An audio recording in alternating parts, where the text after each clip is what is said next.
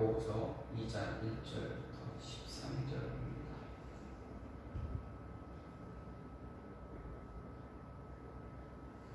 내 형제들아, 영광의 주 곧 우리 주 예수 그리스도에 대한 믿음을 너희가 가졌으니 사람을 차별하여 대하지 말라.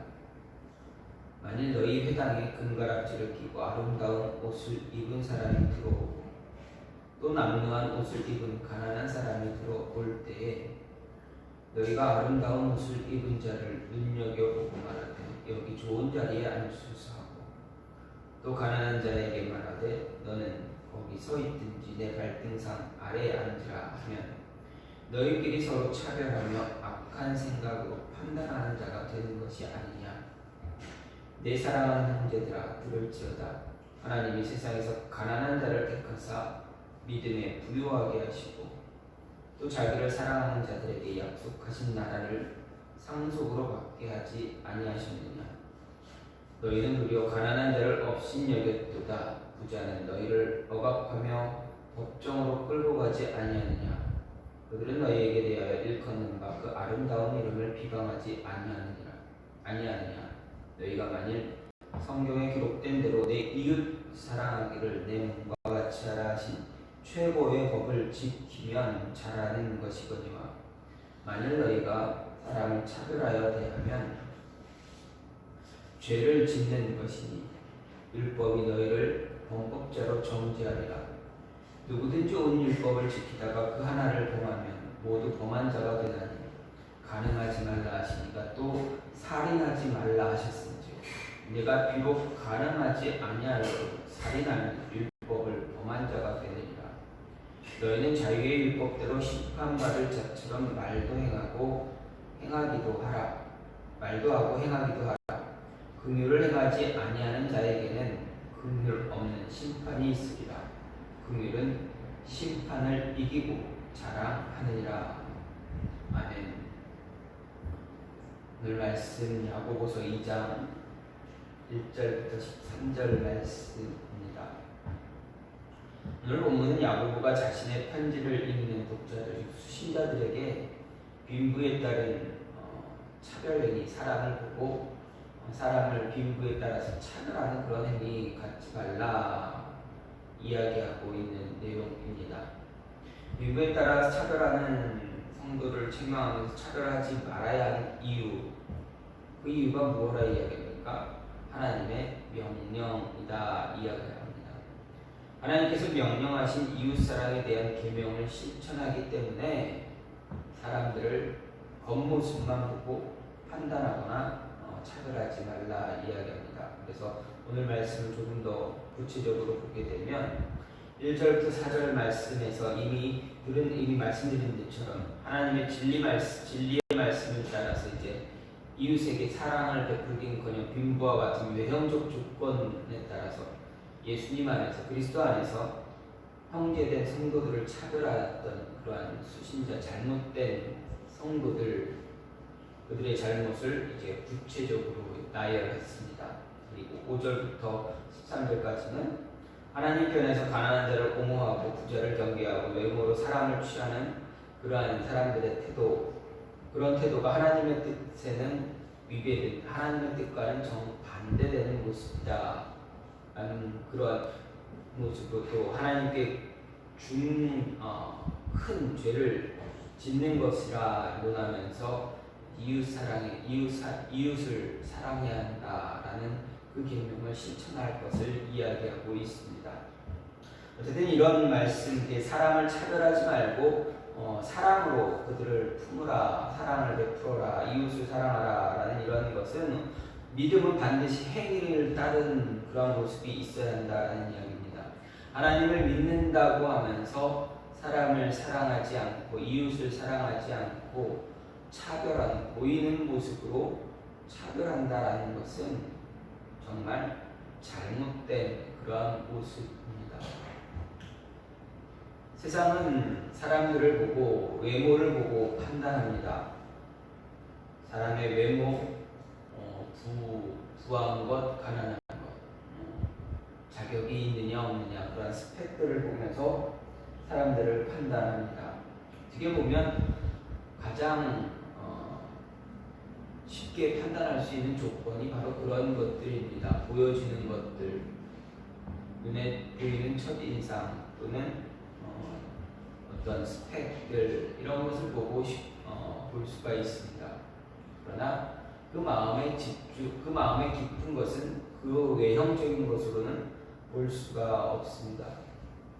외형적인 것을 보지 말고 내면의 것을 보라라는 것이 야고보의 이야기입니다. 그리고 그리스도인이라면, 성도라면 더욱 그렇게 외형적인 것이 아니라 내면의 모습을 바라보아야 한다라는 이야기입니다.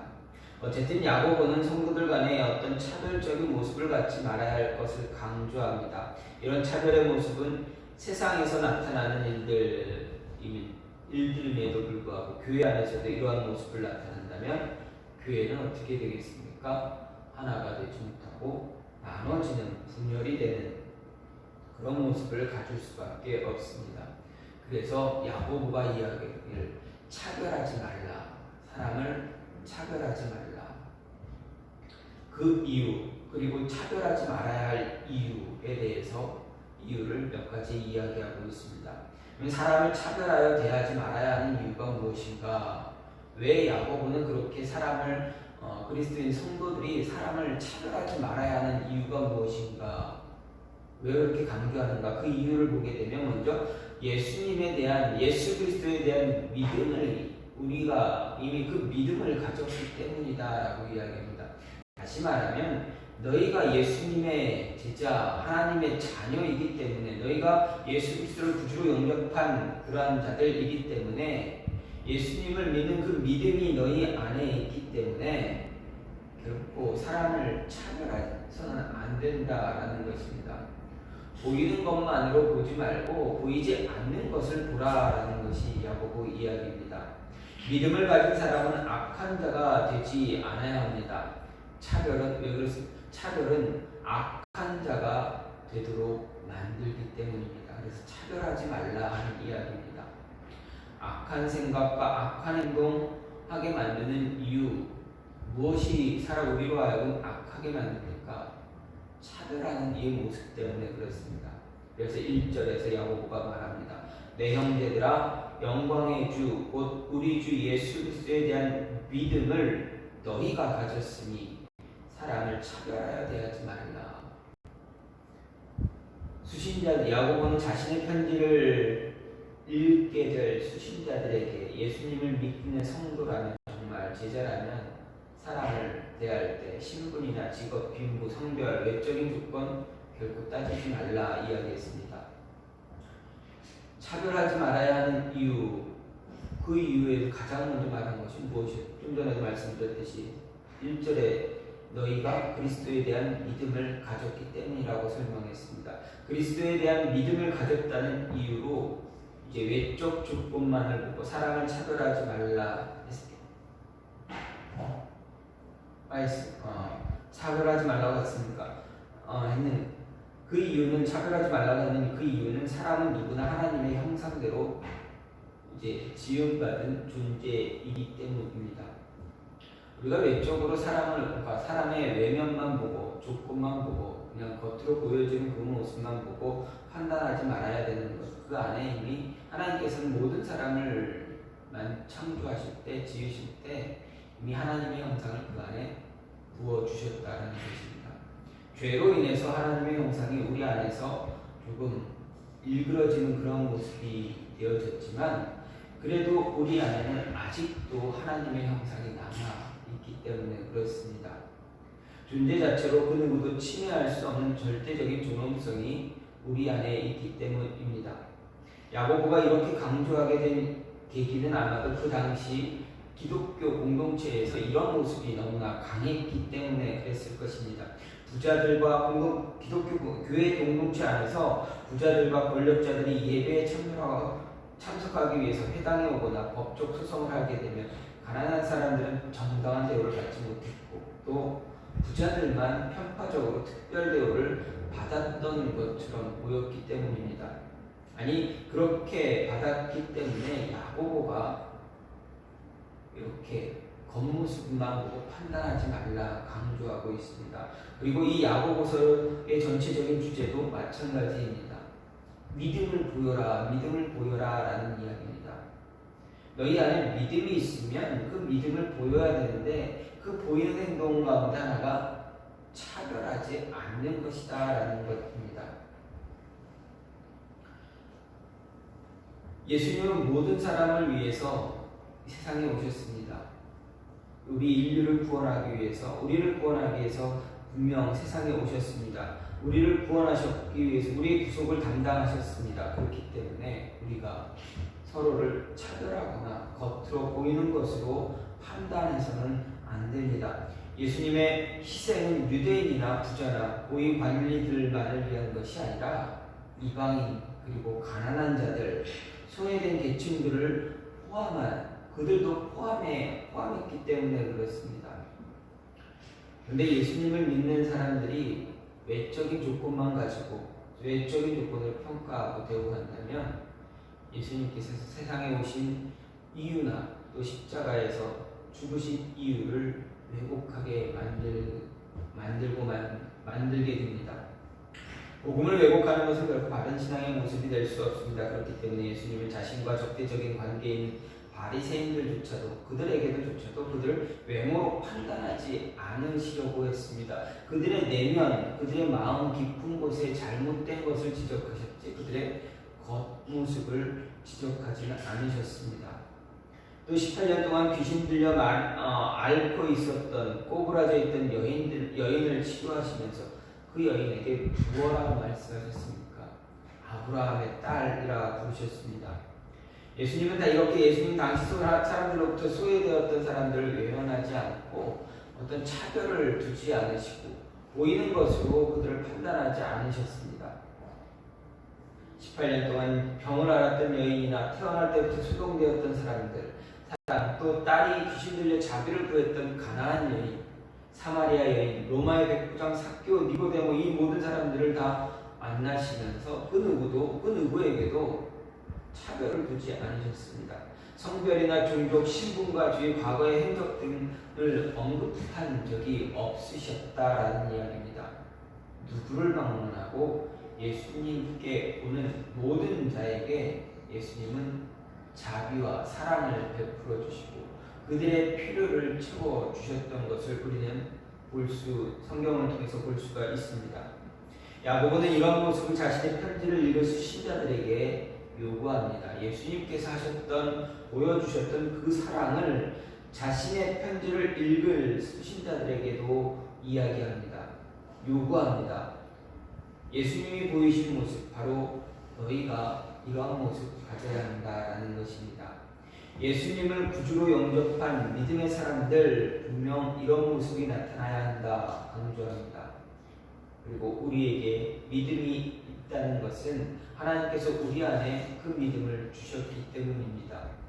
하나님이 우리에게 또 그 당시 기독교인들, 그리스도인들에게 믿음을 주신 것 분명 하나님의 은혜를 위해서입니다. 그리고 그 은혜를 통해서 하나님의 말씀, 복음이 온전하게 전파되어지기 위해서입니다. 그렇기 때문에 차별하지 말라. 너희 안에 내가 믿음을 주었으니 그래서 너희가 믿음을 가졌으니 사람 차별하지 말라 이야기하는 것입니다. 두 번째로 차별하지 말아야 할 이유가 무엇입니까? 믿음의 부요함을 통해서 약속된 나라를 상속받았기 때문에 그랬습니다. 5절 말씀을 보면 내 사랑하는 형제들아 들을지어다 하나님이 이 세상에 대하여 가난한 자를 택하사 믿음에 부요하게 하시고 또 자기를 사랑하는 자들에게 약속하신 나라를 유업으로 받게 아니하셨느냐 이렇게 야고보 말합니다. 무슨 말씀입니까? 하나님이 우리와 하여금 하나님의 나라를 유업을 받게 하셨기 때문에 우리는 차별하는 것 금해야 한다라는 이야기입니다. 분명하게 믿으면 하나님은 우리에게 은혜를 선물로 주신 것입니다. 그 은혜로 말미암아 우리가 하나님의 자녀가 되었습니다. 하나님의 자녀가 되었다는 그것은 우리가 하나님의 나라를 유업으로 받았다라는 것을 말합니다. 우리에게 하나님의 나라를 유업으로 주신 이유가 무엇입니까? 하나님이 우리를 사랑하셨기 때문입니다. 사랑하는 자녀들에게 그 유업을, 그 나라를 주신 것입니다. 다른 것은 없습니다. 우리를 사랑하셔서 그렇습니다. 그리고 우리로 하여금 그 사랑을 같이 나누게 하기 위해서입니다. 일반적으로 유업을 받을 사람을 생각해 보십시오. 세상에서 누가 유업, 즉 가업을, 가업을 이어받을 수가 있습니까? 바로 유업을 물려줄 자녀가 받는 것입니다. 다시 말하면, 쉽게 말하면 아버지의 재산, 아버지의 가업, 어떤 이런 모든 것을 이어받을 수 있는 사람은 다른 사람이 아니라 바로 그 아버지의 자녀입니다. 아들이건 딸이건 관계없이 아버지의 자녀가 아버지의 재산을 물려받게 됩니다. 가업을, 유업을 이을 수가 있습니다. 또 아무런 이유 없이 자녀들에게 자신의 가업을 이어주는 이유는 그만큼 자녀를 사랑하기 때문입니다. 어떤 조건도 없이 사랑한다는 이유 때문에 자신의 모든 것을 물려주고자 합니다. 이와 마찬가지로 하나님이 우리를 사랑하시기 때문에, 하나님도 우리를 너무나 많이 사랑하시기 때문에 우리에게 하나님 나라의 유업을 받게 해 주셨습니다. 근데 하나님의 유업을 받게 된 우리가 하나님께서 금하신 일을 행한다는 것은 분명 잘못된 일입니다. 하지 말아야 할 일을 하게 되는 것입니다. 하나님은 사람을 취하실 때 그의 외모나 조건을 보는 분이 아니십니다. 그렇기 때문에 애굽에서 종살이하던 이스라엘 백성을 이끌 지도자로 광야에서 양을 치던 아주 보잘것없는 노인을 선택하셨습니다. 만일 외적인 조건을 하나님이 중요하게 여기셨다면, 외적 조건을 따지시는 분이었다면, 이렇게 광야에 한 노인, 우부정한 노인, 광야에서 양을 치던 그 노인을 하나님은 부르시지 않고 그 이전에 애굽의 왕궁에 있을 그 모세를 부르시는 편이 하나님께는 더 좋았을 것입니다.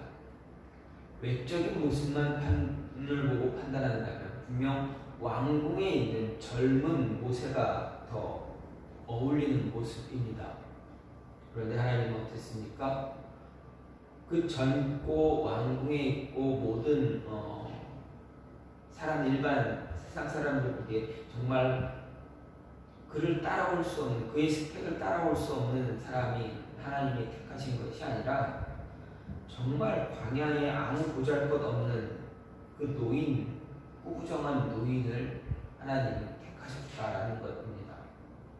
다윗을 택하실 때도 마찬가지였습니다. 사무엘이 하나님의 명령을 받아 이제 뿔에 기름을 담아 기름 부음을 받을 이새의 아들에게 갔습니다. 이새의 8아들 중에 가장 먼저 사무엘이 첫째를 봅니다. 그리고 무엇라 얘기합니까? 하나님께서 기름 부으실 자가 바로 내 눈앞에 있구나라고 생각했습니다. 그만큼 사무엘이 보기에 이새의 첫째 아들 엘리압은 정말 사울 왕 이후로 사울을 이을 이스라엘 왕으로서 보기에 손색이 없었다라는 것입니다. 외적인 모습으로는 외적인 조건만 보면 무엇 하나 탓할 것이 없어 보였다라는 것입니다. 그런데 하나님은 뭐라 이야기하십니까? 나는 엘리압을 선택하지 않다 말씀하십니다. 그러면서 외적인 모습, 나는 외모를 보지 않고 내면을 본다 이야기하시면서 내가 엘리압을 버렸다 말씀하셨습니다. 하나님의 조건은 외적인 것이 아니라 그 마음의 중심입니다. 그래서 다윗을 선택하셨던 것입니다. 외적인 모습만 보았다면 굳이 하나님은 다윗이나 엘리압이 아닌 그냥 사울 왕을 그대로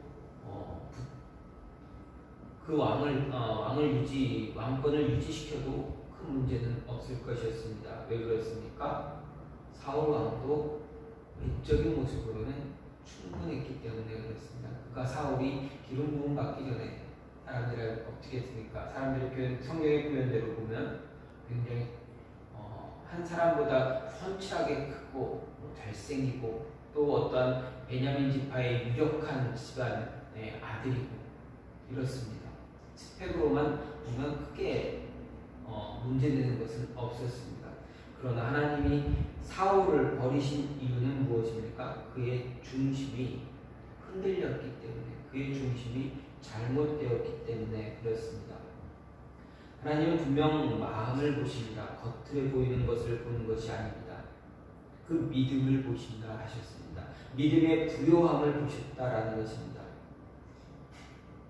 또한 우리가 이 하나님의 약속하신 나라를 유업으로 받을 수 있게 된 이유는 무엇입니까? 그것은 바로 우리 안에 믿음의 부요함을 이야기합니다. 믿음 안에서 부요함을 가졌다는 것은 이미 하나님을 향한 열정이 크다라는 것을 말할 수가 있습니다. 예수님은 산상수훈을 통해 하나님 나라를 유업으로 받을 수 있는 자를 가리켜서 어떤 자가 하나님의 나라를 천국을 소유할 수 있느냐 이야기하셨습니다. 어떤 사람을 이야기합니까? 마태복음 5장에서 예수님은 하나님 나라를 유업으로 받을 수 있는 자를 말할 때 심령이 가난한 자와 의를 위해 핍박받는 자라고 분명하게 말씀하셨습니다. 하나님 나라의 유업을 받을 수 있는 자, 심령이 가난하고 의를 위해 핍박받는 자입니다. 이 두 부류의 사람들에게는 공통점이 있습니다. 무엇입니까? 하나님 외에는 기댈 곳이 없는 사람들입니다. 하나님을 향한 마음이 강렬하다라는 것입니다. 신령한 자가 기댈 곳이 어디에 있습니까? 심령이 가난한데 기댈 곳 오직 하나님밖에 없습니다. 의를 위해서 핍박받는 자, 믿음을 지키기 위해서 어떤 고난도 마다하지 않는 자, 그러한 사람들은 누구를 바라봅니까? 오직 하나님밖에 없습니다. 오직 하나님만 바라보는 자들입니다. 하나님만 바라보는 자들이 바로 믿음의 부요함을 얻은 사람들입니다. 따라서 오직 하나님만 바라보는 자들이 누군가를 차별한다라는 것은 정말 잘못된 그런 모습입니다. 오류가 있는 것입니다. 그렇게 야고보는 우리에게 말하기를 너희에게 믿음이 있으면 사람을 차별하는 모습 갖지 말아야 한다 이야기했습니다. 너희가 예수 그리스도를 믿기 때문에 그리고 그 믿음의 부요함이 너희 안에 있어서 하나님의 나라를 너희의 기업으로 주셨기 때문에 너희는 차별하지 말아야 한다 이야기하신 것입니다. 마지막으로 야고보가 차별하지 말아야 할 이유 무엇입니까? 율법을 지키기 위해서입니다. 율법을 지켜야 하기 때문입니다. 율법, 말씀을 지켜야 되는데 이 말씀은 무엇입니까? 바로 이웃 사랑을 이야기합니다. 이웃을 사랑하는 그 말씀을 실천해야 하기 때문입니다. 야고보가 차별을 금지한 이유 그것이 바로 하나님의 명령입니다. 하나님이 차별하지 말라고 명령하셨고 그리고 그 명령을 이렇게 주셨습니다. 8절에서 야고보가 이야기합니다. 너희가 만일 성경에 대한 대로 내 이웃 사랑하기를 내 몸과 같이 하라 하신 최고의 법을 지키면 잘하는 것이거니와 이렇게 말합니다. 너희가 이웃 사랑하라는 하나님의 법 잘 지키는 것이 정말 중요하다. 사람 차별하지 말아야 하는 이유는 하나님께서 너희에게 이 명령을 주셨기 때문이다 라고 한 것입니다. 이웃을 사랑하라는 것은 이웃을 사랑하라는 하나님의 명령은 하나님이 이스라엘 백성들에게 주신 계명 가운데 분명히 있습니다. 10계명 가운데 5계명부터 10계명의 내용이 무엇입니까? 서로 사랑하라, 이웃을 사랑하라라는 계명입니다. 또 이 이웃에 대한 사랑은 레위기 19장 18절에서도 이야기합니다. 레위기 19장 18절에서 무엇라 이야기합니까? 내 이웃 사랑하기를 내 몸과 같이 하라 이렇게 이야기합니다. 이웃을 사랑하라는 이 계명 신약 성경에서도 계속 강조합니다. 바로 예수님께서 강조하셨습니다. 그 법을 율법과 선지자의 강령이라고 분명하게 규정해 하셨습니다. 그렇기 때문에 야고보는 예수님과 바울과 같이 이웃을 사랑하는 것이 반드시 지켜야만 이 이웃 사랑을 반드시 지켜야만 하는 하나님의 명령이다 분명하게 말합니다. 또한 예수님은 산상순에서도 구약의 율법이 완전해졌다고 가르치셨습니다. 그리고 그 법이 요구하는 모든 것이 바로 이웃을 사랑하는 것이다 말씀하셨습니다. 그래서 야고보 또한 그리스도인들이 모든 이웃에게 편견이나 차별 의식 없이 동일하게 사랑으로 대해야 한다는 것을 우리에게 이야기합니다. 차별은 우리의 삶을 풍성하게 해주는 것이 아니라 우리의 삶을 더 메마르게 합니다. 사랑은 우리의 삶에 생명을 불어넣어 주지만 차별은 어떻습니까? 우리 삶에 상처만 남깁니다. 사랑은 우리의 삶에 여유를 주지만 차별은 어떻습니까? 우리의 삶을 더욱 쫓기며 살아가게 합니다. 사랑은 우리가 살아가는 사회를 더불어 함께 살아가는 사회로 만들지만 차별은 어떻게 합니까? 혼자만 살아가는 그런 사회로 만들어버립니다. 사랑은 남을 위해 살아가는 사회를 만들지만 차별은 남을 위해 살아가기보다는 자신만을 위해 살아가는 그러한 사회를 만듭니다. 사랑은 하나님의 영광을 드러내지만 차별은 하나님의 영광이 아닌 자신, 개인의 영광을 드러내게 합니다. 사랑은 주변에 함께 사랑을 나눌 사람을 모으지만 함께 할 수 있게 하지만 차별은 어떻습니까?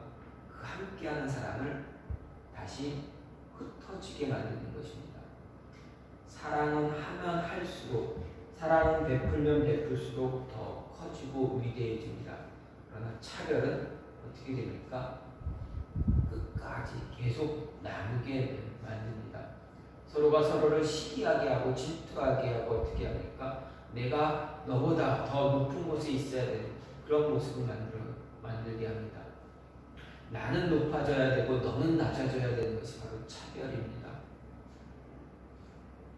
사랑은 나도 높아지고 너도 높아지고, 아니면 나는 낮아지고 너는 높아지는 것이 바로 사랑인 것입니다. 야고보가 우리에게 차별을 금한 이유가 바로 이런 이유들 때문입니다. 아니, 이보다 더 많은 이유들이 존재합니다. 그렇기 때문에 사람을 차별하는 그런 모습 우리는 갖지 말아야 합니다. 그리고 야고보는 강력하게 경고합니다. 너희는 너희 주변에 있는 너희 같이 믿음의 성도들, 그리스도인들끼리, 성도들끼리, 교회 안에서 또 사람들끼리 차별하는 겉모습만 보고, 외모만 보고, 외형적인 것만 보고, 외적인 조건만 보고 차별하는 그런 모습 갖지 말라 이야기합니다. 따라서 우리는 우리에게 이미 존재한, 우리 안에 이미 주신, 하나님께서 이미 우리에게 주신 그 사랑을 잘 간직해야 합니다. 하나님이 우리를 너무나 사랑하셔서 이미 우리 안에 하나님의 사랑을 다 부어주셨습니다. 뿐만 아니라 그 사랑의 절정을 우리에게 보여주셨습니다. 예수 그리스도입니다. 따라서 우리는 우리가 받은 이 사랑 잘 간직하고 나누며 살아가야 합니다. 사랑을 나눔으로 하나님의 명령 온전히 지킬 뿐만 아니라 성도 간의 관계도 더 풍성하게 만들어 가야 합니다. 분열이 아닌 화합의 길로, 바로 우리에게 주어진 길이라는 것을 잊지 말고 바른 진리 붙잡고 바른 복음 붙잡고 정말 올바른 하나님께서 원하시는 그 사랑을 나눔을 통해서 더 많이 하나님께 더 큰 영광을 드릴 수 있는, 하나님의 영광이 더 크게 빛나게 할 수 있는 그런 모습이 우리의 삶 속에 있어야만 하겠습니다. 야고보가 분명하게 말합니다.